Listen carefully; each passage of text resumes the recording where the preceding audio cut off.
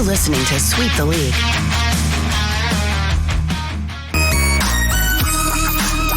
Hey, this is George Iceman Gervin, and you're listening to Sweep the League Radio.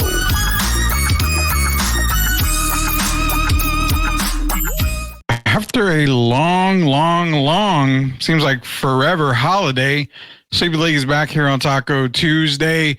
This show is brought to you by MCS General Contracting, Special Leaf Tea, Castro Sun Solar, and La Cocina Taco Truck, all part of the Sweep the League family. Shout out to Jeff Garcia, Locked On Spurs, also part of the Sweep the League family. Welcome everybody that's in the chat right now. Shout out to Tim Gonzalez. The Blue Devils and the Tar Heels still suck, but if I'm not mistaken, Tar Heels are a better team football-wise. So we're going to let Tim dwell on that. I'm one of the people affected by DirecTV. I'll get into that here in a little bit. We got a little bit of DirecTV talk. I used to have DirecTV, but then I got rid of them a long time ago because I foresaw everything that happened when, the prices went up, and then they were always back and forth with channels. And I'm seeing everybody in San Antonio all mad because they can't get KSAT 12. They can't watch games. They can't watch ESPN. Yeah, everybody in San Antonio, sports people, you need your ESPN. So definitely cancel DirecTV. Go to YouTube TV. That's what I have. I have YouTube TV. Joel Colon, if you pay that much money to DirecTV, why not just get Fubo or YouTube TV? I mean, I've been happy with YouTube TV so far.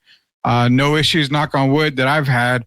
So I'd say go YouTube TV. We're going to see what the popular choice is tonight. We are waiting for Derek Gerber to see he'll be on tonight. Coach Gio is on vacation. He's on a cruise. So I tried to get him to come onto the show, but he's on a cruise. It's his romantic cruise type thing. We're not going to bother him. It's Gio. He puts in the hard work, supposedly, which is like 2 times a week. What's up, Joel? How you doing, man? For Joel, I'm going to go ahead and get your comment, your message that you sent to me earlier. So we're going to talk about that. It's Puro Pinche Red Raiders. Oliveria, yes. Pinche Red Raiders, I guess. Yeah, it's one of the Texas teams we're going to watch out. So we're going to cover a little bit of NCAA football as well with Trey Collis. Is going to be joining me tonight. What's good, everyone? Been a minute for me being in the chat. How's everyone doing? Leha, everybody seems to be doing good. Appreciate you joining the chat. That's MCS General Contracting. Chris Leha here, the biggest and the proud and the best sponsor of Sweep the League. Appreciate you, man. The only reason to get DirecTV was because of the Sunday ticket, and they lost that exclusivity. So, yeah, I'm going to get into that as well. But like I said, we'll see if Derek Gerber is going to be joining us tonight. I sent him a text message. He hasn't responded yet. Hopefully everything's okay. But nonetheless, let us bring in our special guest. He is Gio's fill-in while Coach Gio is going to be on vacation. He's going to join us probably a couple times this week. It is the one and only Trey Collis, a former Sweep the League alumni or alumnus, I guess, because you were a part of Sweep the League for a little while there, if I'm not mistaken. Oh, I was on Sweep the League. I was doing like 6 podcasts a night every night, man. It's just, I took a break. It's great to be back. Forgot how much I miss it. Till you invite me, like, man, let's do it.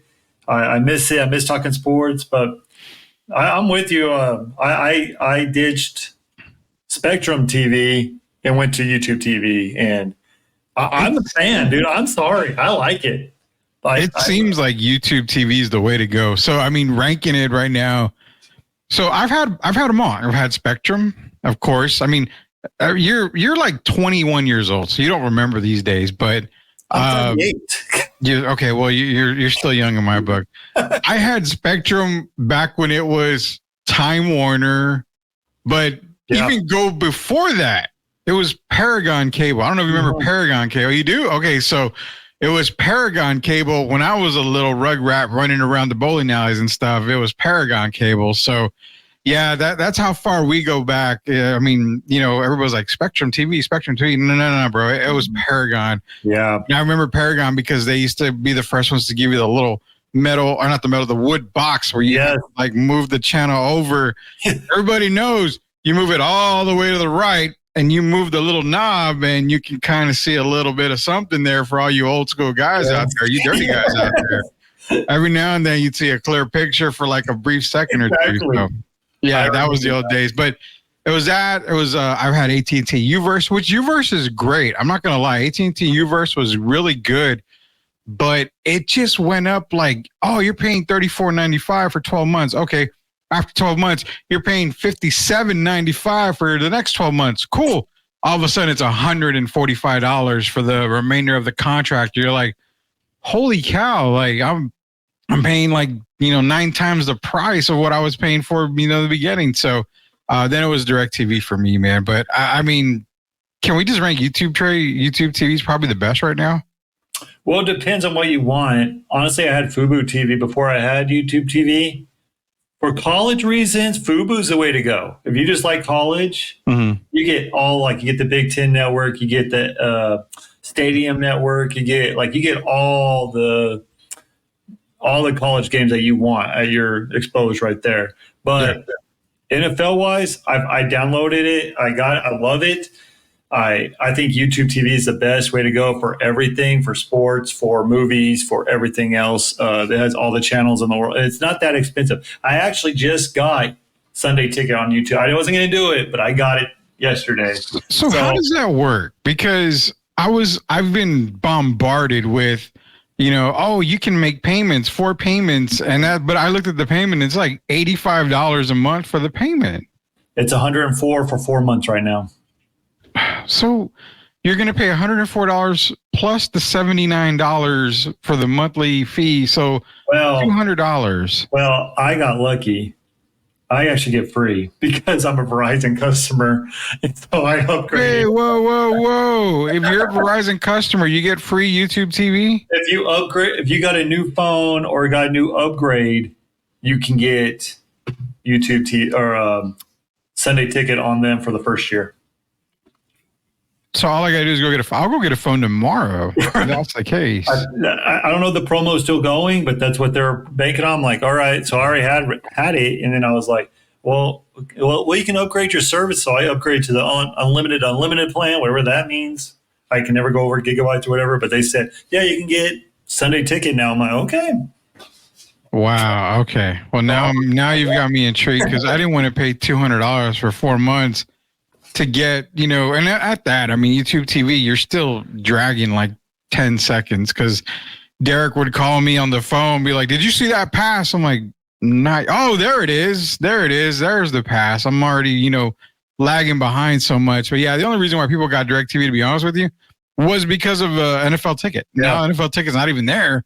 So now it's on YouTube TV. So it doesn't surprise me that DirecTV doesn't give a crap about their customers because there's no reason to have DirecTV anymore. Like, period. I guess it's an AT&T thing. So they might just be giving it away for free with AT&T now. Customers.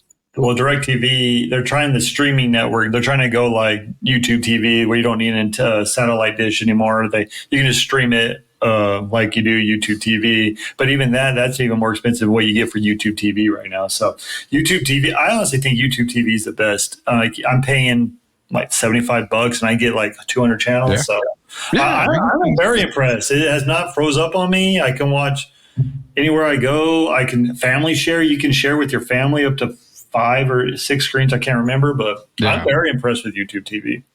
Yeah, I'm sticking with YouTube TV for a while. Tim Gonzalez, I'm old school. I'm still with cable. So, I mean, cable's cable, man. I mean, it is what it is. If you want to stick with cable, then however. Hold on, Tim. Are you affected by the DirecTV thing if you guys have cable? Which one is it, bro? Tim, you have been called out. You did say you had DirecTV, but then you said you have cable. Which one is it? Tim Gonzalez, hey, Trey. Are you a Blue Devil fan, Trey? I forgot. I am a Blue Devil basketball fan. Why do I only know Blue Devil people on this damn show? I am a Blue Devil basketball, not football, but I am a basketball Blue. I'm a Blue Devil, and I'm very excited for this football season, man, or basketball season. Man, I just want to know what this upcoming star is going to give us. And future no Spurs pick Cooper Flag. He's not going to be a Spurs after all. You tell me the Spurs aren't going to tank for him? No. Well, they're going to tank, but they're not going to get bad enough to get Cooper Flag. Are you gaslighting us, Tim? That's what Joel Colon wants to know. He says he has DirecTV stream. Joel's in here saying, I haven't had cable in ages. I roll with Sling and a few streaming services. That's all I need. So, services wise, I mean, to be honest, I'm paying just as much to watch something that I was when I was paying cable because we've got obviously YouTube TV. We've got Netflix, Hulu, Disney, Amazon Prime. I just found out that my wife has. What is the other one? Yeah, Peak. I mean, well, the reason why is because I'm like, hey, I want to see The Boys. I haven't seen that show, The Boys, yet. Oh, I've got Prime. When did we get Prime? Like, well, I have an Amazon account, so we get Prime. Like, oh wow, okay. I don't know half the stuff, man, but we've also got Peacock TV. We have everything. I'm like, holy cow, we're still paying like $2 bajillion to watch stuff. So I totally get it. That's not cable, Tim. I'm pissed. Need my ACC network and KSAT 12. Well, go to YouTube TV, Tim. You can go to YouTube TV. You can always go off-air antenna for KSAT. So with KSAT... So why do you got to do that? Why not just get the free week of YouTube TV, see if you like it. If you don't like it the first day, you can still cancel and still have 6 free days. But if you do like it, keep it. And you can get the base plan for $69 or $70. I mean, what's the point of go getting an antenna? Just get KSAT when you can get it right there with all these other. I just don't understand it. I get it, man. I get it. It's just, people just talking. I could get the Sunday ticket with a student prize, but then I won't get to meet. I won't go meet all my fall family at the Three-Legged Monkey for Patriots games. So, well, how about you get the student prize for Sunday ticket and pass it along to me? I'll pretend to be a student. I'm a college dropout, so I mean, I wonder if I should just register for school and just not go. Honestly, I kind of wanted to see if you can register as a student, because I think I did that a couple of years ago when DirecTV had it. And no, if you lived in an apartment, they would let you get direct with the student pass. That's what it was. And then YouTube got it, and I was very upset. And then I was like, all right, I'm switching to YouTube TV. And then they wanted $500. I'm like, nope. So yeah, I love Sunday ticket. I love NFL football.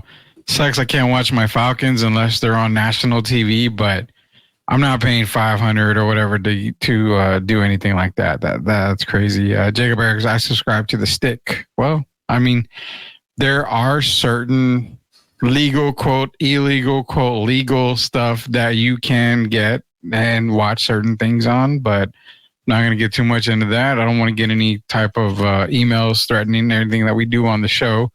They verify the registration. Well, we can always work around that. Cooper Flag and Blue Devils will play play SMU this season, Trey. So I know. I mean, I don't know if you watch every show that we do, but I mean, I always have to put up with all you Blue Devil people all the time. I don't know why. Hey, it's not too late to come over to the dark. No, screw the dark side. It's there, man. We're always welcoming. I have a dream of going into Cameron Indoor Stadium just to start a fight. I'm wondering how many I can knock out before I get knocked out. I say what you want, but I think sweep the league. I think we need to get like a sponsorship or whatever. And I think that they need to fly us out to a North Carolina Duke game in Cameron Indoor for that. I think that would be great. I would fight somebody. No, you wouldn't. I would probably fight somebody. Guy. You wouldn't fight anybody. It would be, okay, so in my mind, it would be like that one scene in The Matrix where Neo's fighting a million Agent Smiths and he's just kicking all their butts. That's in my mind, but ideally, I would probably be able to knock out maybe 3 or 4 Agent Smiths before I'm done. I mean, I'm no Neo, that's for sure. I mean, I can barely dodge a meal, and you want me to dodge bullets and stuff? No, I can't do anything like that, man. There's no way about that. But yeah, maybe one day we'll go. Thank you, Trey. I've been trying to tell Rudy to come and join. Now, that's not the good side. It's the terrible side. That is Duke. So nonetheless, man, we're going to get into some talk here. We're going to talk some college football, break down the weekend, maybe look a little bit forward to this coming weekend, talk a little WNBA. Joel presented something to me in the DMs or on Twitter or X, whatever you kids are calling it today. Has to do with Caitlin Clark. I had kind of seen this stat already, but we'll talk a little bit about that. We'll make some mention of it. Also, NBA players going overseas to play, not wanting to sign their NBA contract. I mean, is the NBA, maybe they just don't, who knows? That's why we're hoping that Derek comes on, because, man, Derek comes on and kind of explain that overseas thing. Now we'll get to it here with Trey and I. Cameron is so tiny. Was watching some videos on the Inside Small Venue Rabbit fans. Rabbit fans, yes. Terrible fans, yes. Small venue, yes. Tiny, Terrible yes. fans. They're the most loyal fans in the world. They're loyal because they have nothing. What are you going to be loyal to? I mean, their football program sucks. I mean, their lacrosse team is, well, we're not going to get into that. I mean, they're all behind bars, aren't they? I mean, all they have is the basketball team. So, I mean, yeah, they're going to be loyal to basketball. That's all. They don't even fill their stands.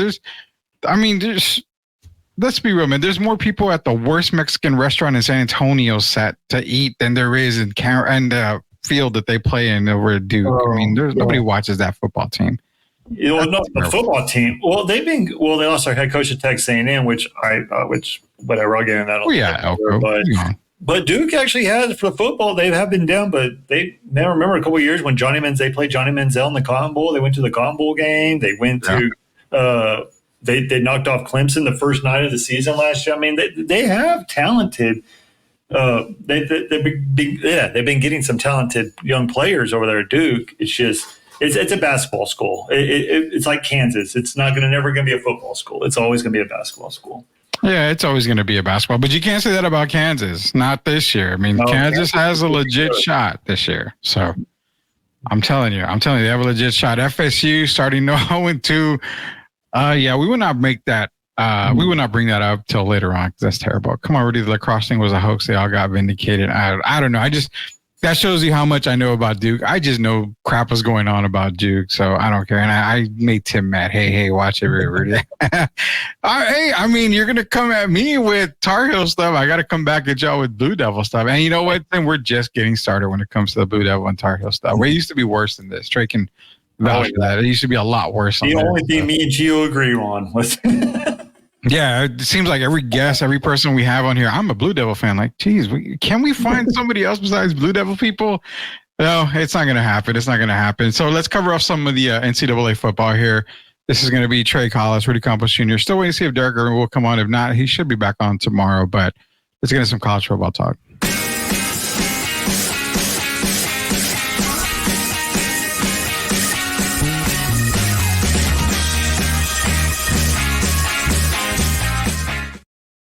All right, so this first segment is brought to you by MCS General Contracting, the best contracting out there in San Antonio. And you know what? They go beyond San Antonio. They cover everything outside of San Antonio as well. Just give them a call, whatever you need. Is it the driveway? Is it the patio? You know what? Sometimes they just give you a porch. When you buy a brand new house, they give you a little slab. You want to make it better. You want to make it a big, nice porch. You need that big extra driveway to put all 30 cars like Trey has, his Lamborghinis and his Maseratis. He called MCS General Contracting, and he is getting his driveway put in. But you know what? They also do foundation work. Or if you own a business or something, you need a parking lot, you need to repave, you need redone completely, or you just need to add it. Call MCS General Contracting, proud sponsors of Sweep the League. So, man. Okay, so see, Tim's in here. Everybody gets me. Top player, Rudy, watch it. Malik Murphy. Okay, yeah, it is Malik Murphy. Whatever. First and foremost, let's get into the rankings here, man. We're going to get into some rankings here. So these are the official rankings starting today. And let me blow up the screen. All right, so for the AP Top 25, it's Georgia, Ohio State, Texas, Alabama, Notre Dame, Ole Miss, Oregon, Penn State, Missouri, Michigan are your top 10. Really no changes on the coaches poll with the exception of Ole Miss is 5. Oregon is 6. Looks like they dropped Missouri down to number 10. So are you surprised by the top 10? Do you feel someone should be a little bit higher? Someone should be a little bit lower? You can go, I guess we'll go with the AP top 25 here. Me personally, I'm not all mad with after week 1 as far as the rankings go. I like Georgia, Ohio State, Texas. I think I would possibly put Texas at 2, but that's just me picking them to win the national championship this year. So that I'm being kind of biased on that, but I don't have any issues with the top 4. Notre Dame at 5. Man, to me, I agree more with the coaches poll. I don't have Notre Dame at 5. I could easily put Ole Miss at 5. I mean, if we're going crazy, I don't like that Utah is not in the top 10. That's the one that kind of ticks me and irks me is Utah's not in the top 10. But for Trey Collins, how does this top 10 look? And like I said, do you see somebody that needs to be higher there? I mean, of course, you got Kansas, the other basketball school, number 19 on the AP poll there. But do you feel anybody should be higher? Because I have a couple of teams that should be higher than where they're ranked right now. I'm going to give you. I mean, it's like you said, Rudy. It's hard after week one because, like, you had Notre Dame go to Texas A&M, and that was a great game as well. You had LSU USC, a classic game as well. I mean, that was a great game. And then, of course, you have Florida State, who I had them win the ACC, but that's not happening. Oh, a lot of people did, except Derek. Yeah, Derek's a genius. But who I should have had was Miami. Miami, I know it's just week one, and I don't know how good Florida is, but that Miami offense. It's good.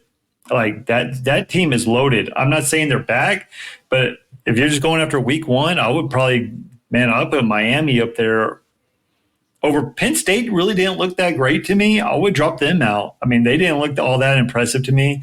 Ohio State, they play cupcakes. Georgia beating but Clemson is no longer Clemson that we always thought because Dabo Sweeney is an idiot. And I used to love him as a head coach, but he's a stupid idiot who doesn't go in the transfer portal and try to get guys when you have this tool for you. And there's a lot of guys who can go there, but he doesn't want to do that. He just wants to do recruits, but he's not changing with the time. So Clemson's never going to be back again.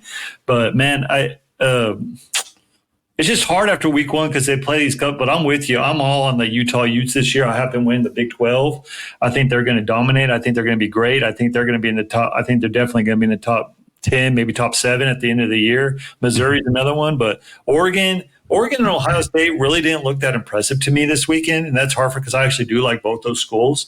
But I am a Texas Longhorn fan. That's my true and true. I know it's Colorado State. Colorado State has been down, but they're starting to get better throughout the last couple of years. They improved their record, but scoring over 50 points and Arch Manning sighting, who looked phenomenal in his back. I know it's again with backups, but Texas looks legit. Like there is nothing wrong with that team. Because nothing wrong with that team right now. You saw Arch Manning and the second string just go in there and play. And again, it wasn't against like a massive big time team, but just looking at them being in sync. Now we'll get to the game coming up this weekend. We're gonna showcase it a few times this weekend because that's probably one of the two biggest games for, in Texas, basically this weekend, or for Texas, because you have the Longhorns in Michigan.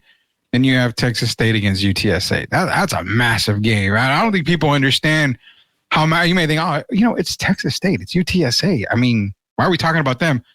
BS. You have to talk about that because, you know what? I'm going to say that. I'm not going to get into that. Texas and Michigan is a big game that we got to watch out. But looking at, Quinn Ewers, looking at Arch Manning, it just has that feel that this Texas team, and knock on wood, barring injury, they've got to be talked about as a top 3 team, more than likely a top 2 team this season. I truly believe in Georgia. I truly believe in Ohio State. But if we're talking SEC, I have Texas over Georgia. We're going to see that game in Austin here in a few weeks. Texas has a pretty sizable schedule coming up here. That's going to be kind of brutal for them. But where I'm seeing on the whole Texas side is I'm not saying I don't see weaknesses. I see weaknesses on there, but they need to, and Tim made a good point here in a minute. I'll share it in a minute. Mm-hmm. It's healthy. The running backs got to stay healthy. The players got to stay healthy. I'm not so worried so much about the quarterback position. Mm-mm. Because if Quinn goes down, I have enough confidence in Arch Manning you won't see a Colt McCoy thing happen and then you lose the national championship. Mm-hmm. You won't see a Quinn Ewers go down again and Texas kind of struggles throughout the season. Now you've got Arch Manning. He's ready. So there's no reason why I don't have Texas going as far as long as they stay healthy. But another team that you mentioned was Miami. Miami, I think, deserves to be in the top 10. That's another team. If I'm dropping teams out of the top 10, I don't like Oregon in the top 10 right now. I could actually put them at number 10. Oregon right there. Michigan, I'm not. It's tough. I would say 10 is okay for them, but I would probably put them at 11. Utah and Miami, to me, make the case to be in the top 10. One of my Heisman Trophy candidates is Cam Ward. So he balled out. I loved it. Cameron Rising's the other one. Beck's the other. Beck's the other one. So those are my 3 Heisman candidates. And I don't know, man. Is there another team? I mean, the only other team that I can say maybe should be a little bit higher. If I'm making a case, maybe Louisville, but I kind of like them at 22. Kansas, I'm okay with them being there. Maybe USC, but even USC, I don't know. You know what? I'm just gonna make the case for Utah and Miami, man. I don't know who else you might have. Yeah, I'm with you. Like I said, I like Miami. I like Ward. I like what they're doing over there. As long as they take a knee instead of run the ball and don't fumble it, Miami is going to be a great football program. Which I like what they're doing over there. Oregon Oregon's a tough one. Remember them and USC and UCLA and all them are actually in the Big Ten this year. So does Oregon have the offensive line to stack because they're not as big to go against those Big Ten guys like the Michigans, Ohio States of the world, even probably the USC this year as well. Yeah, I was just not impressed. Like, yeah, they blew them out, but I was just not impressed with Oregon at all this week. USC is hard because LSU always loses the first game of the season, and somehow they always come back and win the rest of their games, and they're going to be fun. I don't know what but one thing I am impressed with USC is their defense. Last year, they couldn't stop a nosebleed from hell. I mean, I'm just being honest with you. I mean, Caleb Williams can score 45 points last year, and they still lose a game by 10 points because the defense can't stop anybody. But this year, they held LSU, who had a great, I thought, a great offense. Not a great, probably a pretty good offense, but only held them to over 20 points. I mean, that's impressive for the USC and Lincoln Riley and his because he never played defense at Oklahoma either. So I think the USC, if they can keep it up, I think USC might make some noise in the Big Ten this year. But honestly, these rankings don't matter. They really don't. Yeah, they really don't. But I will shout out UTSA Roadrunners. They actually got some votes to be in the top 25 this week, which I don't understand. And I'm a UTSA fan. I love going to those games. I love everything about Roadrunner. But they did not look that good against who they play. How do you say that? Kennesaw State. Yeah, they did not look that good. But yeah, I don't know if you saw it on Twitter or whatever. But the top 3 games this week was the Texas-Michigan game. Then they had the UTSA versus Texas State game. So both that's going to be a great game to watch. So Texas game's at 11. Then you can go step back and watch UTSA play after that. But like I said, these rankings don't mean anything. It's all going to change. But I think the top 2 teams. I think Ohio State's going to choke again. They're going to lose. They're probably going to lose to Penn State or someone else around. I think that the game between Texas and Georgia is basically going to be who's going to be the number 1 seed and who's going to be the number 5 seed come the playoff time. That's what I think it's going to come down to. And if Quinn Ewers can stay healthy and the game's in Texas, I'm putting my money on Texas. But whoever loses that game's not out of the playoffs. It's just who's going to be the 1 seed, who's going to be the wild card facing the top the Power 5 school that comes. It's Liberty or Boise State or whoever the case may be. But I think I don't even know if Liberty, man. It's tough for Liberty because I don't even think we're gonna get. Let's get into some scores, man. Let's get into a couple of scores. But yeah, even with Liberty, I'm like, if I'm taking and you know what? I hate using mid-major. I hate using mid-major because I don't consider teams mid-majors. You're in Division I for a reason. Exactly. But you know, for the middle of the pack conferences, I don't see Liberty. I honestly, my 12th team in is UTSA, and you know, I've been saying UTSA because if their only loss is to Texas, a top 2 team, especially if Texas finishes the season number 1. I mean, that is a good loss for UTSA, especially if they keep it close. You have them beating Memphis? I have Memphis as a pet mine.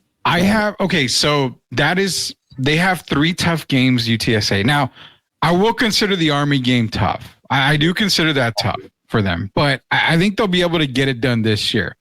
Memphis is a tough one, Texas, and of course this weekend at Texas State. So UTSA is going to have Texas State and then Texas, I believe, right back to back. Right. So I expect them to lose to Texas. I expect them to beat Texas State. The Memphis game, I truly, truly expect them to be ready and win that game. Whoever wins that game, as long as they only have one or no losses going into that game, is who I think the 12th team would be. It's going to be the Memphis or it's going to be UTSA.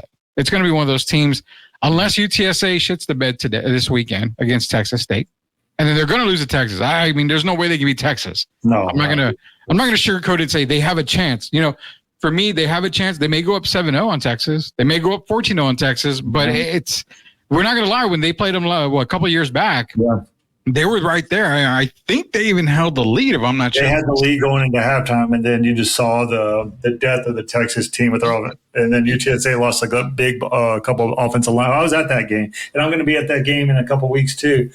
I think Frank Harris even got a little nicked up in that game as well in a couple of years ago.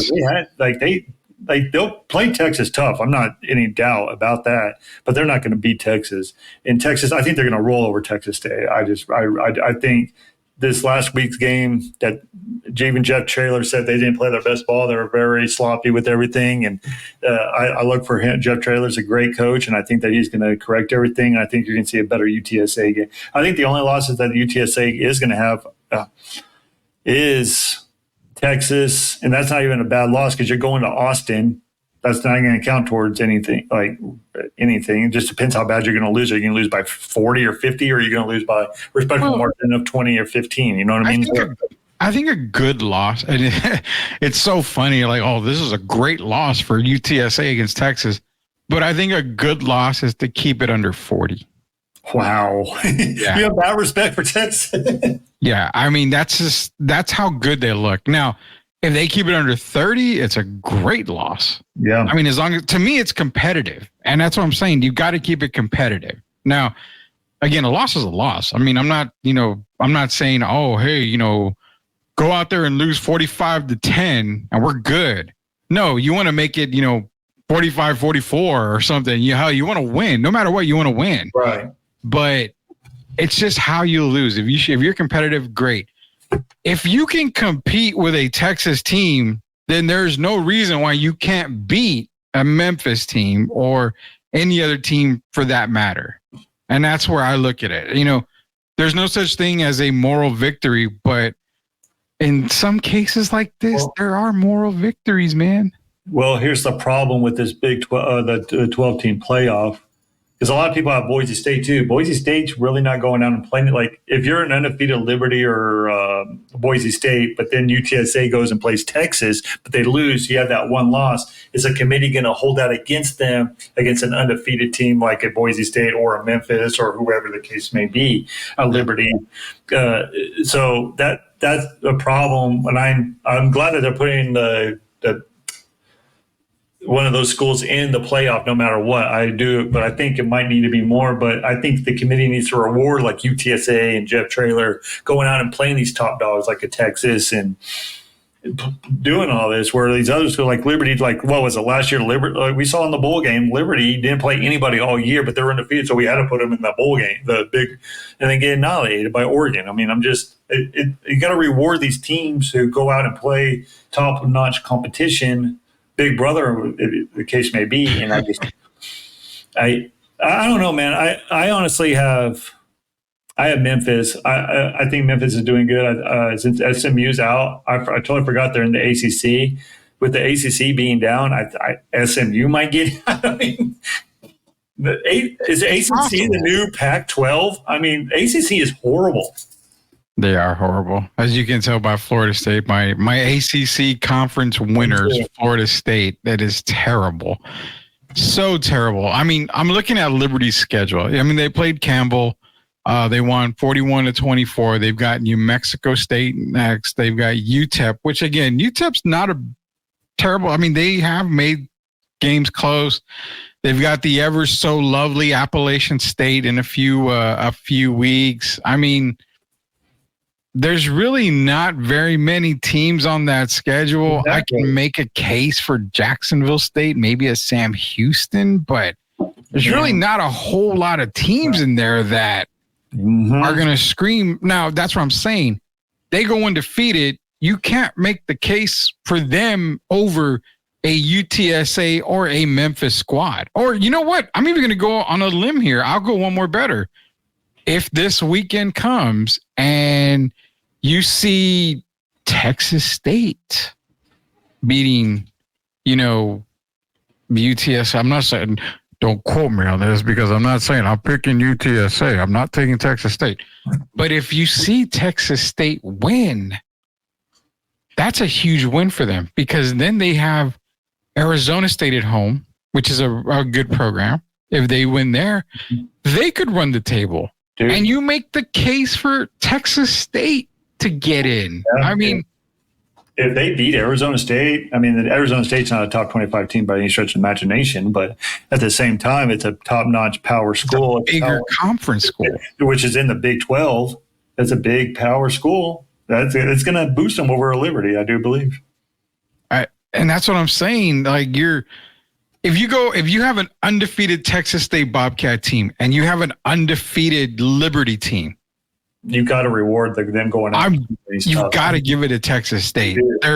Their schedule is way more brutal than Liberty's is. I mean, there's no doubt about that. I give all the props to Texas State. I give you a lot of props. I mean, they are on the map. They are doing good. They did beat Lamar 34-27. They've been a team that's been, had been reckoned. They're wrecking it out, man. They're playing. They're playing some good football. UTSA, Texas State, the rivalry's there, and it's going to be there this weekend. Well, wasn't the head coach, the old coach for UIW?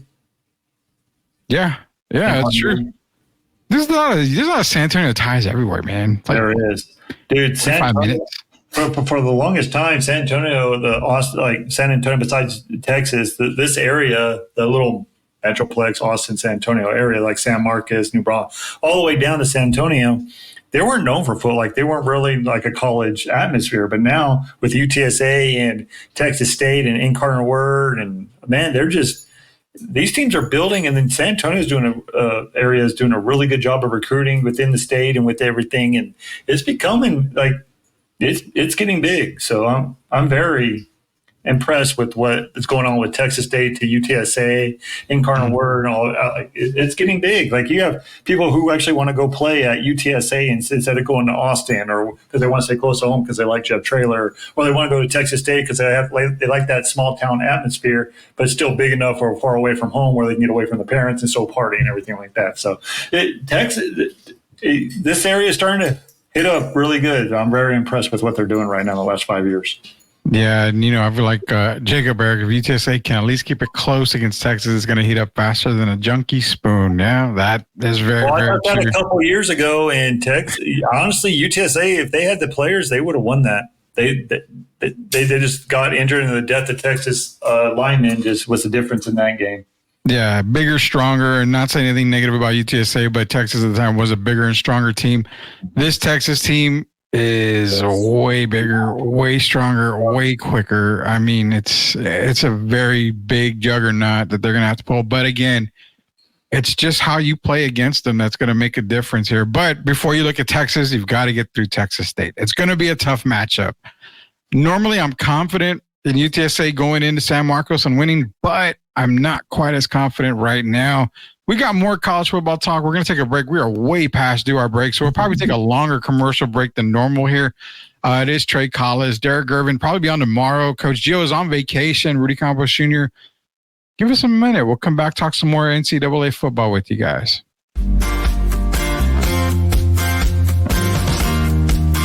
Are you looking for a contracting company that gets the job done right the first time? Look no further than MCS General Contracting. MCS specializes in top quality concrete work, including patios, driveways, foundations, and swimming pools. The team of experts are dedicated to delivering exceptional results and unparalleled customer satisfaction. At MCS General Contracting, they're not just hardworking, They're local.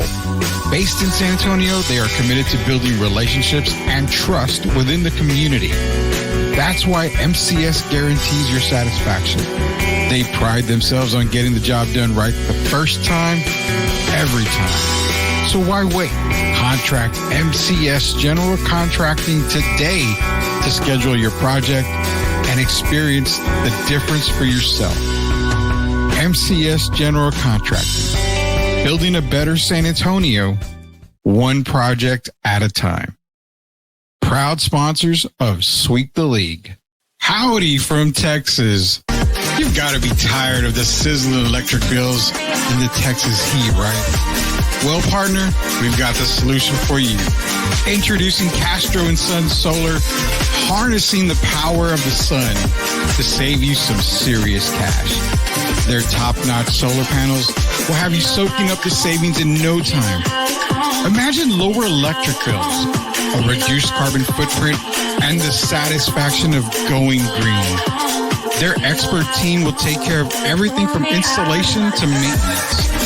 We're talking hassle-free, worry-free, and stress-free solar solutions.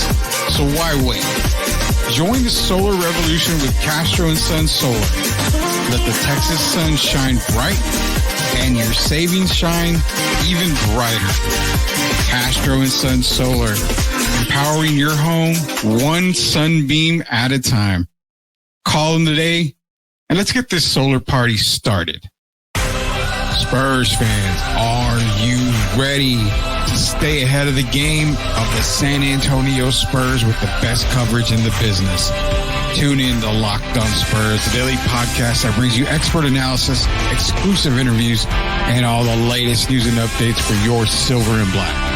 Join Jeff Garcia, the most informative and entertaining host in the game, as he breaks down all Spurs news and notes, interviews the biggest names, and keeps you locked into all things Spurs. From Monday to Friday, get ready to start your day with the best Spurs coverage in the business. Don't miss out on the expert opinions, the hot takes, and the can't-miss guests. Make sure you're locked in with Locked On Spurs. Subscribe to their YouTube channel now and stay ahead of the game all season long. Locked On Spurs. It's the best Spurs coverage in the business. Don't miss out. Pops the mastermind, got the team what we need. 5 rings deep, we the Dynasty Kings. From the Alamo Dome to the banners.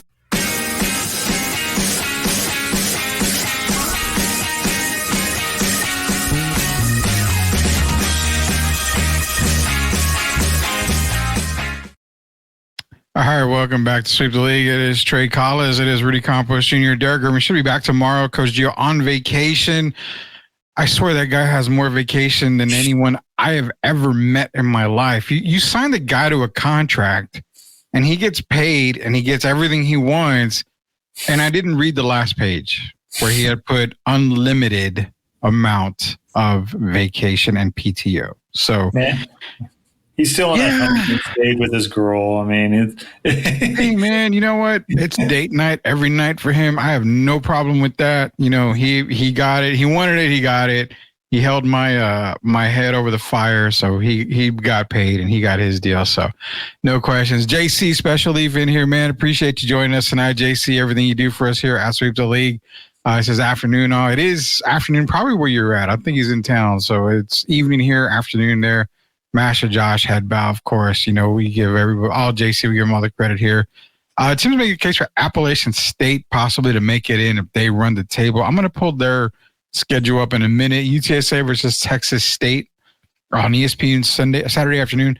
I had something to do Saturday. I don't anymore. I kind of regret it because I had a chance to cover the UTSA Texas State game, but I got something to do. I can't be there. Now I can. So, oh well. I'm going to catch it on TV. Yeah, I'm going to catch it on TV. UTSA did get the dub, but they didn't smoke this team the past week and kind of got me worried about Texas State. That's a good point. I mean, they got the win over Kansas State, but it didn't look good. But I'm gonna put the baby to bed here, Jacob, Eric, and it was week one, man.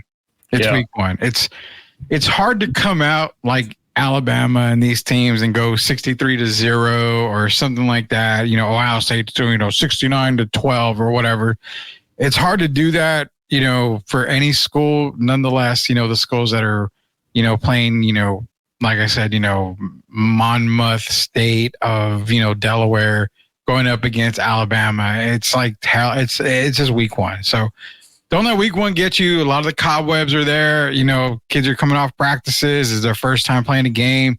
Sometimes you have some young guys like sophomores, juniors that are playing now. So they didn't get a whole lot of playing time. It's a little bit different feeling when you're on the sidelines and not playing on the field. So we'll see what happens this weekend. Real quick, Tim has a question for you.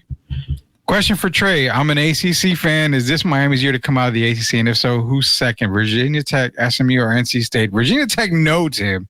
You've been trying to convince all of us that Virginia Tech's a team. No, we're not going to do that. No, not at all. No, everyone thought Virginia Tech. I was never a big fan of Virginia Tech, and I know they had like what was it, 22 returning starters, some ridiculous number like that. But Vanderbilt, man, they just showed, I was very impressed with Vanderbilt, the way they had the lead, and then they gave up the lead, but then they had a chance to win it in regulation. They missed the field goal, but then they didn't let it go down or let them bring them down. They win in overtime and won against Virginia Tech. I'm not a big fan of the Hokies. I do believe it is Miami's year this year. Clemson, Florida State, we all see what Florida State is. Florida State's horrible. DJ, I cannot pronounce his last name. I'm sorry, so I'm just going to call him DJ. There's a reason why he left Clemson. Yeah, he had a good year at Oregon State, but that was because all the pressure was off him. Oregon State wasn't supposed to do anything anyway. But now the pressure's back on him at a big school at Florida State. You can see that he's just not that guy. I do like Ward, and I do like this Miami team. It was like I regret not picking them because Miami always finds out one way to choke one big game. But this year, I just don't see the ACC. I think this is Miami's year. One team will get in. Yeah, one team will get in. Mm-hmm. Don't sleep on SMU though. SMU is a power. They're a really good school. But I do think Ward's a real deal. I think he's my sleeper. I think he's my Heisman Trophy pick right now. I got a pick. But I do think this is Miami's year. As long as they take a knee instead of running the football, they'll be all right. I don't like SMU because NC State's also another sleeper. I forgot about them. We're going to find out a lot about them this Saturday against Tennessee. Yeah, NC State, yeah. But SMU, everybody makes the case for SMU. When you have that kind of a struggle against Nevada. But Nevada is not. Now, Nevada's not bad, but it shouldn't have been as close. 39-24, I'm okay. But like you said, it's the cobwebs, right? This is one thing I do. This is one thing I do hate about the NCAA football season. They don't get scrimmage. They don't get scrimmages. They don't get a preseason. They got to go straight. Like Florida State had to go all the way to Dublin, Ireland, to go play their conference game against Georgia Tech, and then they got to play. Yeah. They don't have a scrimmage. They don't have invite teams down to have scrimmages against them like the NFL does, or have the 2 or 3 pre's. That's the one thing I do wish the NCAA would look at, is try to have maybe a preseason game, 1 or 2, just to get so they can get it going, get the cobwebs out. Like you said, week one's always a hard one to adjust to because like you said, there's sophomores, juniors playing that have not played before. It's the first time in a big 100,000. Most of these players have not played in front of 100,000 people before, and that it's different atmosphere in college football. And I think week 2 is a more week 2 to week 3 is what you're going to see. But I would not sleep on NC State. I think that's going to be a sleeper team in the ACC, but like I said, the ACC is down. I do think this is Miami's year, though, as long as everyone stays healthy. They have the skill players, they have the defense, they have the head coach to get them there. The ACC is down. This should be their year. It's funny because they said Tim won't be able to watch the game because of DirecTV. Remember, he doesn't have, so I don't know if Tim's going to be able to watch it. I'll stream it for you, Tim. You go. Listen here, Tim. Friday afternoon. Subscribe to YouTube TV, get that week trial, why not? And then cancel it after that. Why not? Yeah, just cancel it. Just stream it. You might love it and just keep it. It's an expense, man. It is an expense. I'll give you that. It's a terrible expense to have. The irony of that is SMU getting the death penalty all those years ago. Now those are perfectly. That brings up a massive point, because then you look at the whole Chris Webber fiasco at Michigan, and Of course, the Reggie Bush thing. I mean, obviously he gave him back his Heisman, but there's so much more that you can go back and say, okay, we need to reinstate this. We need to reinstate that. I'm all up for that 100%. You know, if it's legal now, it wasn't legal then, they cheated then. Oh, well, big deal. I mean, if you're not cheating, you're not trying. That's what I've always said. All these schools have cheated, and Nick Saban was probably the world's worst at it. But now that it's all legal at it, and that's why he retired, because he couldn't, like, oh, everyone caught up to me, so now I'm going to retire and go on College Game Day. Yeah, you say what you want to. Nick Saban cheated get all his great Alabama players, and there's no way. I mean, everyone cheated. It's just not legal now. It's ridiculous. You know, I had a thought this actually after this weekend. I had a thought. Brian Kelly gets fired from LSU. You know they're knocking on Saban's door. Saban's not going back. Don't say never. Saban is not going back. He has a comfy gig at College Game Day. He does not like this new trend. He doesn't want to recruit. He doesn't want to do the free agency. He won the NFL, and he did not like it. And that's what NCAA is right now, is free agency in NFL right now. But there's a thing floating around now. I'm going to start this. You know, I kind of said it a long while ago when all this was going on.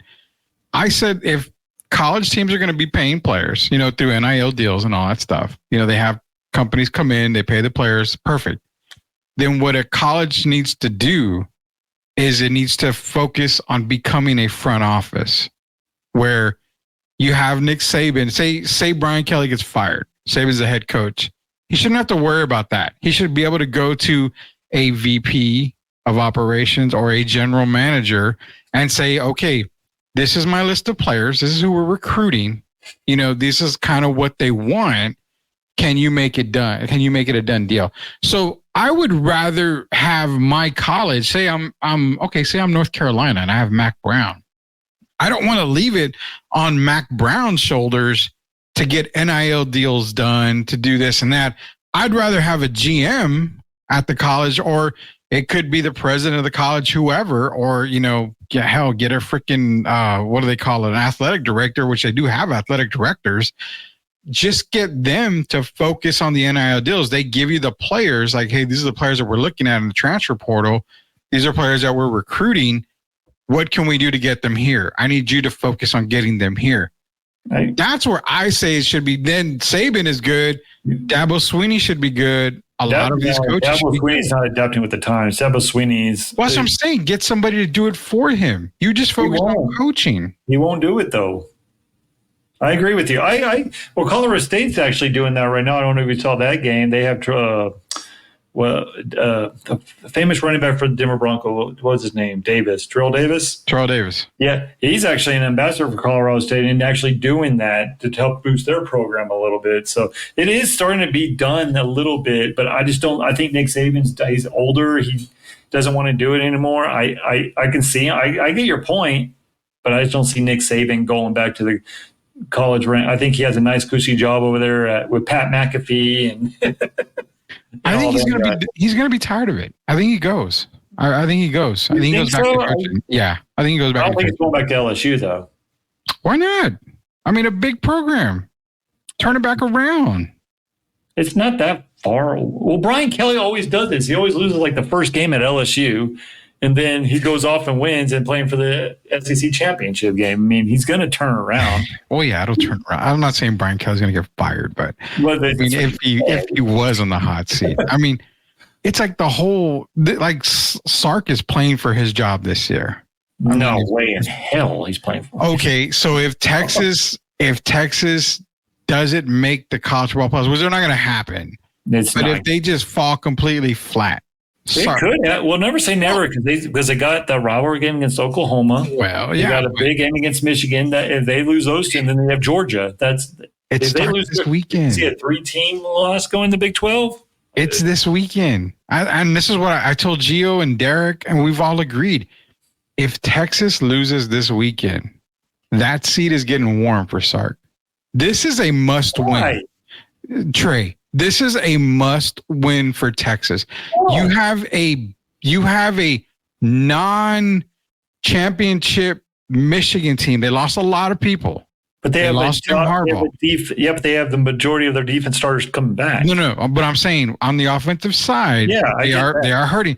They lost their head coach in Harbaugh. I mean, they've had some significant losses, but this is a game where Texas not necessarily is going to blow them out, but they have to win. If they lose this game, it's a lot harder for Sark, and that seat gets a little warmer because this is a must win this weekend for Texas.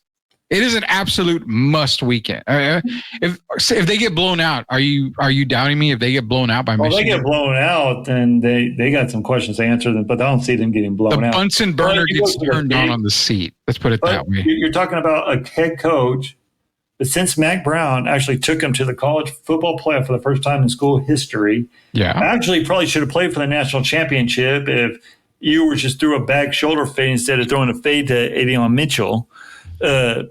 Shark is not on. It depends how this game is not a must win, but if they get blown out, I kind of see where you're getting at. But they're going to the Big House in Michigan, who have not lost a home game in September in like 6 years. I'm just saying. This is a must. It's a must win, dude. You've got to see that. It's a must win. If they lose, but they run the table and they're in the playoffs and they make the chance, so he's still. If they win if they go undefeated after the Michigan.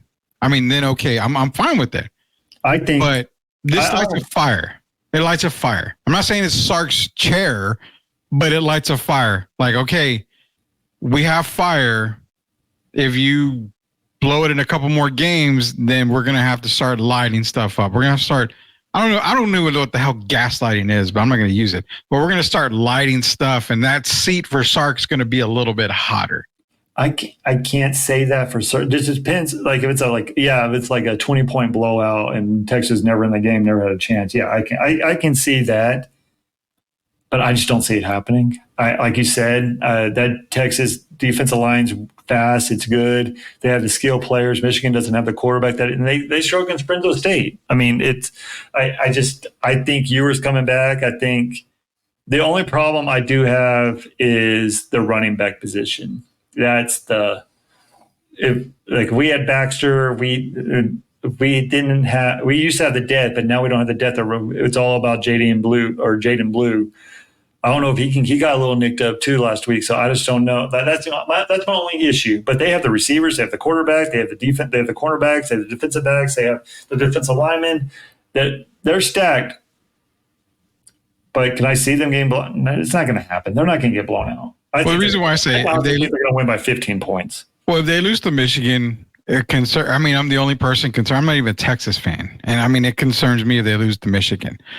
But then you said you've got Oklahoma and Georgia back to back. You got the Red River rivalry. Then you've got Georgia coming to Austin the next week. So maybe 2 more losses there. That's 3. Then you end the season with the rivalry of all rivalries from back in the day. You're going up against A&M. It's at A&M. And it's at A&M. So night. Again, now do you understand why I'm saying this is a big win? This is a big weekend.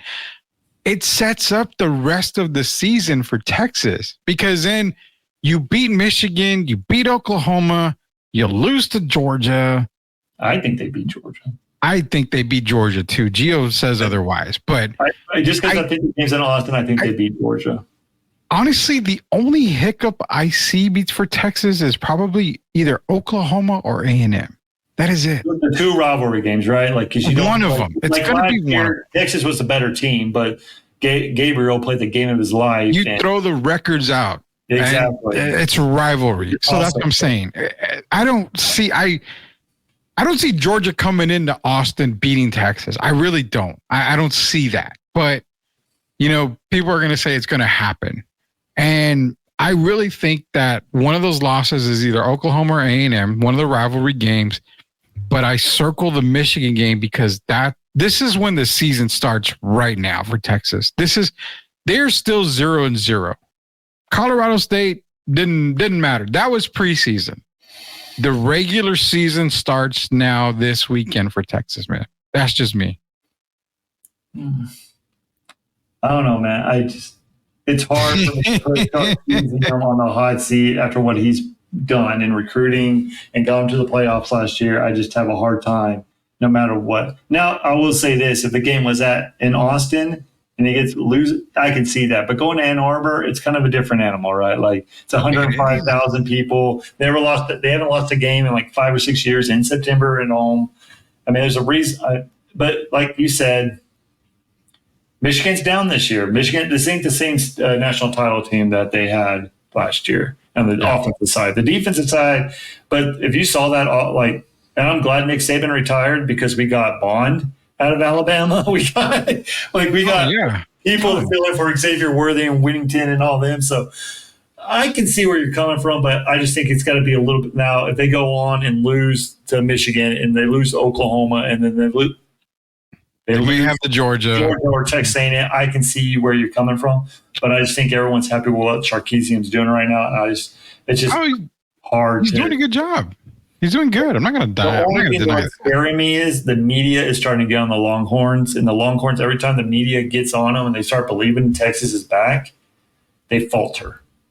They do. It's like because we're always at that teeter, like with Sam Ellinger, right? Like we're back, and the media's like, okay, they're coming. Then we go 8-4, or we go 6, or we like it's just like, can we override that? But this has everyone was worried that Texas is not ready for the SEC. I think Texas has been, but I think Sarkisian's done a great job. I think he's built the offensive line and defensive line for the SEC. He has a skill, but I think Texas is more ready than Oklahoma. I would not have said that 3 years ago, believe that or not.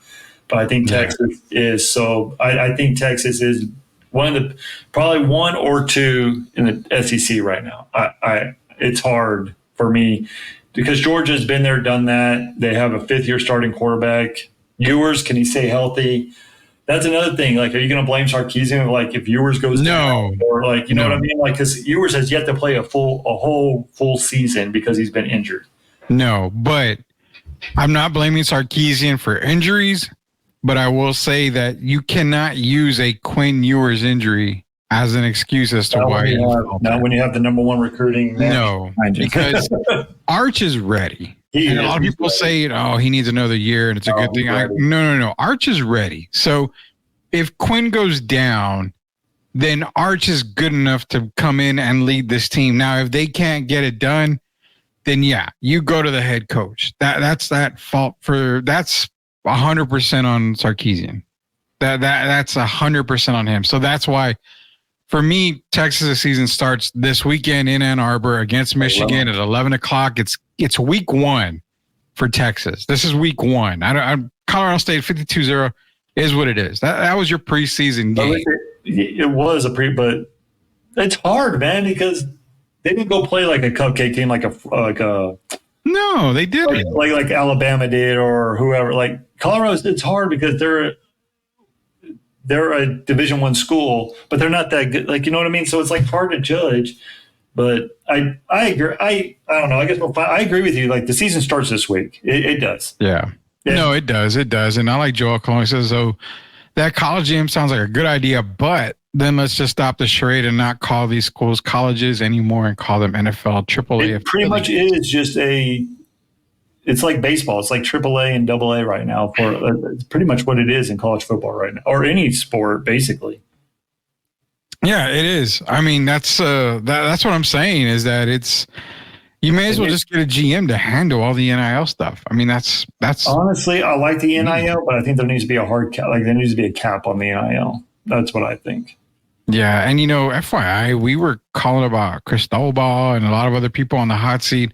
Mike Norvell, Norvell needs to be gone. I'm sorry. I know he went undefeated last year, but be honest, they had a cupcake schedule. They didn't play anybody. Yeah, I know. Boo-hoo, you didn't make the call. I'm sorry. You were going to get killed by any of those 4 schools that you would have played. I'm sorry. You would have got killed with your backup quarterback who didn't do nothing but kick field goal, kick field goals. I still say Florida State wins the national championship. I had them winning national championship last year. I did. But that was with Jordan Travis. If Jordan Travis didn't get hurt, you might have had a chance. You might have had a chance. Yeah, that's a whole different team when it comes to Jordan Travis. Now, would I have Do I think they would have beaten Michigan last year? I don't really think there were very many teams that would have been able to beat Michigan last year. I think Texas would have beat Michigan last year if they would have played. They matched up better than what Washington. Like, it was weird. Washington matched up better for Texas, but Texas matched up better for Michigan. That's what I think. I think Texas would have given Michigan a better game, but I don't think Texas would have beaten. And, Gio makes a face of the fact, Georgia would have easily beaten Michigan. Again, there was a couple of teams where I think could have beaten last year's Michigan squad. I don't think Texas was one. I don't feel Georgia was another. I really don't know who could have beaten last year's Michigan team. They were stacked from top to bottom.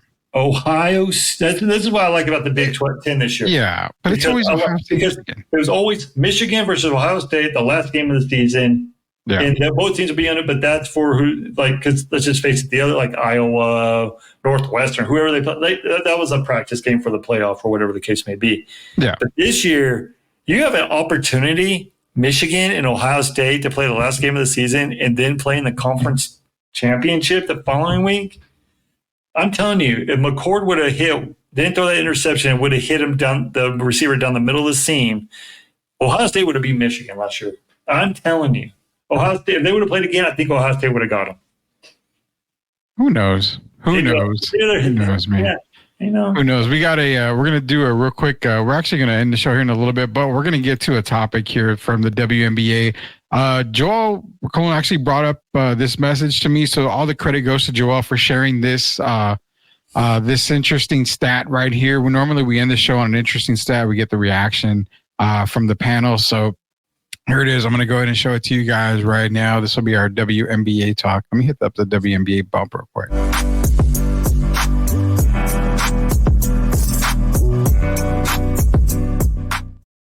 Okay, so I did talk to Derek Irvin. He's going to be back on tomorrow. We'll talk about the NBA players going overseas with Derek Irvin, as well as some more WNBA breakdown tomorrow, which is probably going to be during the day, as tomorrow night's one of our nights that we don't go live. So let me bring this up here so we can get the reaction from the panel, and that goes for everybody here. So, interesting stat that Joel brought up. 17% of the WNBA flagrant fouls this season have been committed against Caitlin Clark. The Chicago Sky were responsible for 80% of the flagrants committed against Caitlin Clark. Now, FYI, we at Sweep the League do not get into race talk or anything like that. It never comes up. We keep it strictly professional. We keep it strictly down, the middle for everybody. Derek Irvin will tell you that. Shamaya, Gio, everybody on the panel. We all say the same thing. We just keep it real. We keep it as is. But, the stat is the stat. Chicago Sky. I don't necessarily... It's so weird, man, because... Yes, Caitlin has been hammered a few times on the court, but to rule out just one team, yeah, Chicago has been that team that reminds you of what? The 1980s, the bad boys when it came to Jordan. Not saying Caitlin Clark's Jordan, not saying Chicago Sky's the bad boys, but they play a physical style of basketball, and just like Jordan back in the day, the bad boys played a physical style of basketball a la the Jordan rules when it came to Michael Jordan.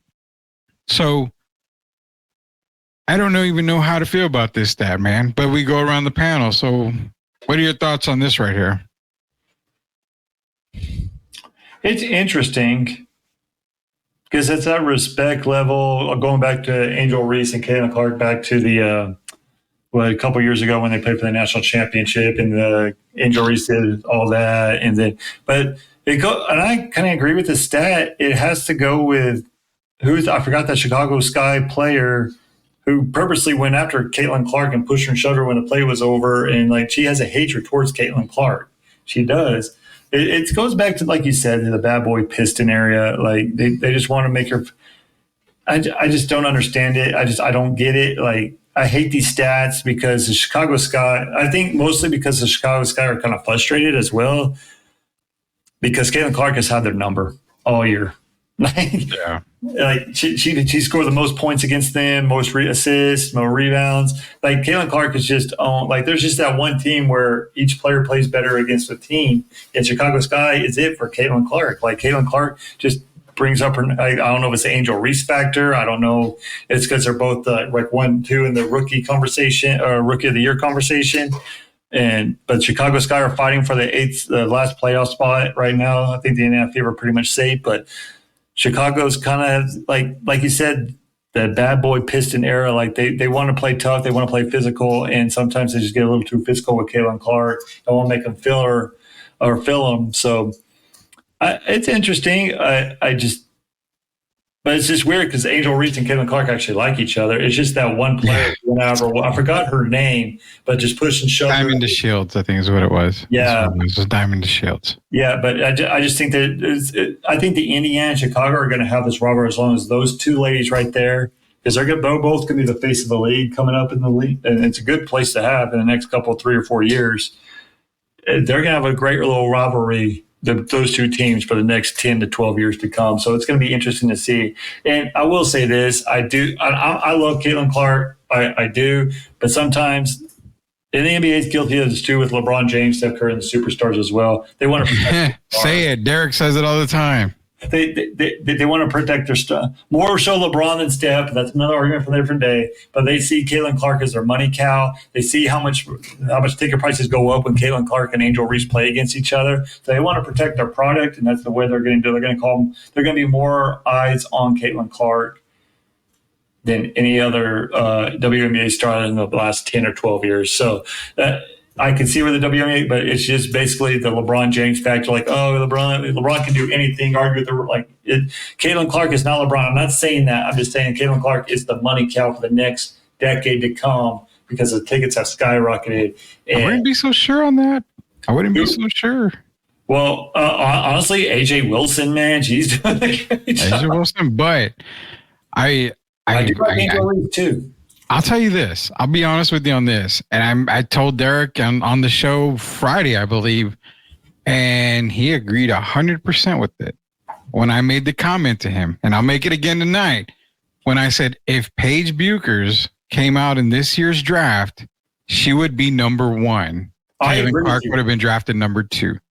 I totally agree with that. I wish Paige Becker would have came out in this draft, but she made more money doing college. That's why these females, David, she's making more money this year than she will playing WNBA. That's sad, but whether the case, that's neither here nor there. But I agree with you. I think Paige Becker is a better over-round ball player and better skill player. Caitlin Clark can shoot the 3 as Steph Curry factor, but I just think Paige Becker could play defense, and I think that she has a better game than what Caitlin. Yeah, her skill set, but her skill set is just way much better than anything else. So, and that's what I was telling, and I told Derek. Derek was like, I can't argue with that, and we can't, because I felt that Paige comes out this year, she's number 1, Caitlin's number 2, and then the draft goes however it goes. So, what's crazy is everybody's riding the Caitlin Clark. Oh, she's, done this for the WNBA. But I tell people, you got to wait, because the next year crop of class coming out is just as big. Paige, Juju is coming out as well. Well, you also got to remember Paige Beckers was Caitlin Clark, because remember Paige Beckers tore her ACL and she didn't play, and that's when the Caitlin Clark. But Paige Becker, people forget how good Paige Beckers actually was her freshman sophomore years before she tore her ACL. Like she was I don't know if stud's the right word, but she was basically the next Maya Moore, basically. Like she was going to be the next big thing coming out of UConn. But then she tore her ACL, and I'm glad that she stayed healthy this year, and she got that extra year so she can play another year next year and rise her stock even more. And I do agree with you.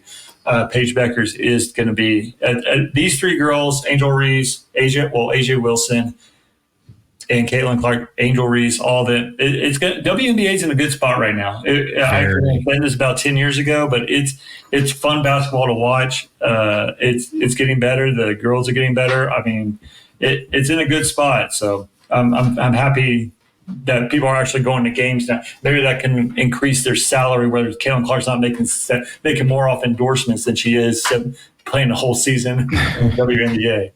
But can I say this real quick about the WNBA? Sure. Can we move the schedule?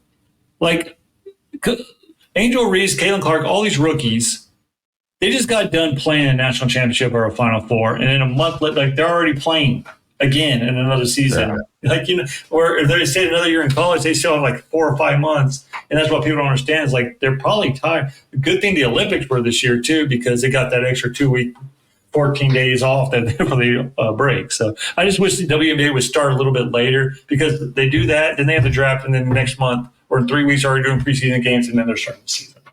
It's kind of like, okay, give these girls a little break. You know what I mean? Yeah, I know Gio's been making that same case as well. So I agree with that. You got to do the schedule a little bit differently, but it's kind of hard. You do it though, because you can't go against the NBA because they don't get any ratings. You can't go against the NFL. You can't go to the NFL either.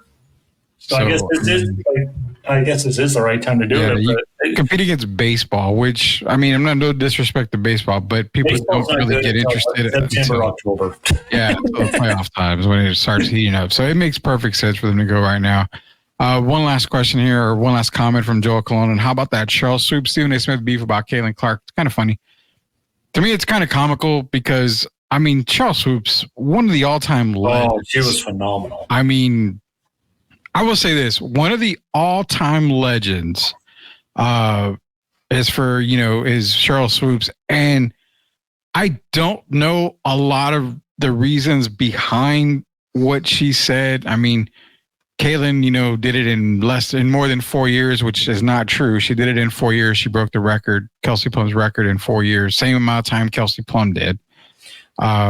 She took 40 shots in every game, when she only takes 18, 19, 20 a game. So a lot of stuff that Cheryl was saying was not true, I guess. So, well, you got to remember, it's basically like the conversation with Jordan. If Jordan would have played in today's NBA, he would average 60 points, right? Like the Steph Curry effect. Like the game has changed. Where Caitlin Clark back when Cheryl Swoops was playing and Plum, they were playing more team bat. Where now Caitlin Clark had the freedom to shoot any ball that she wanted to. Where back in the day, even in men's college basketball, you played through a team like atmosphere where these top players who were averaging 30 points, where they only averaged 17 points in college. But it's a Steph Curry effect now, like, oh, any shot's a good shot as long as you can make it. And that's the effect that Caitlin Clark has. And she had the wherewithal, and she backed it up, but shooting half-court shots and everything. So, yeah, she can shoot a little bit more than what these other players have. So I hate these idiotic remarks. I just don't. And I love Cheryl Swoops. I love, she's one of my favorite women basketball players of all time. So. Yeah. I get it. And yeah, I mean, it's comical to me, but I don't know where Cheryl gets a lot of her info from. But you know what? Hey, everyone is entitled to their opinion. I'm not going to argue with you for your opinion. I mean, if you really want to believe the world is flat, well, guess what? It's flat to you. It's round to me. Big deal. Who cares? So, yeah, I appreciate everybody joining on tonight. We had over 500 people on the stream tonight, so I appreciate everybody joining here. Go to our YouTube page. All you got to do is go to YouTube, search @Sweep the League TV, be a subscriber. We are to 363 people subscribed now. Again, that is in less than 3 months, I believe. We're right around the 3-month mark when we rebranded everything. So appreciate everybody subscribing. We're still giving away giveaways. We're going to be giving away an Amazon gift card. We got NBA 2K, I believe, is coming out. If it's not out already, we're going to be giving away a copy of NBA 2K as well. The only way for you to do it is be a subscriber. Also follow us on Twitter. Go follow Joel Cologne as well on Twitter @TexaRican77. Great guy, man. He's a part of the show here 100% of the time, just like Tim Gonzalez is. So be sure to follow them. We'll be back tomorrow again. Schedule-wise, I know Monday and Wednesdays, we don't run a show in the evening at 9 o'clock. We usually either play a replay or we go live during the day.